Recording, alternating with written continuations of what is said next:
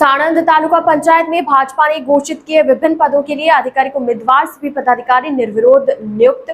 साणंद तालुका पंचायत की सामान्य सभा बैठक से ठीक पहले भारतीय जनता पार्टी द्वारा विभिन्न पदों के लिए अपने आधिकारिक उम्मीदवारों के नामों की घोषणा कर दी गई। अहमदाबाद जिला भाजपा अध्यक्ष शैलेश भाई दावड़ा के हस्ताक्षर वाला आधिकारिक मैंडेट तालुका विकास अधिकारी को सौंप दिया गया। अध्यक्ष मुक्ताबेन विरसंग भाई वाघेला, उपाध्यक्ष हेमराज भाई प्रताप भाई गोहिल, कार्यकारी चेयरमैन विक्रम जी प्रहलाद जी मकवाना, पक्ष के नेता युवराज सिंह छात्र सिंह वाघेला, दंडक रमीलाबेन रंजीत भाई वाघेला को चुना गया है।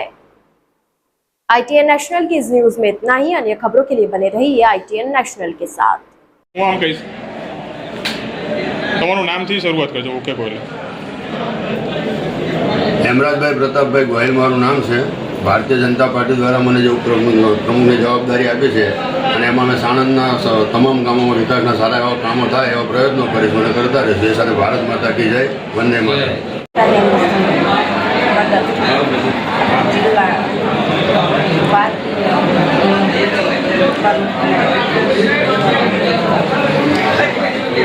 કેવા પ્રકારનો વિકાસ કરશો?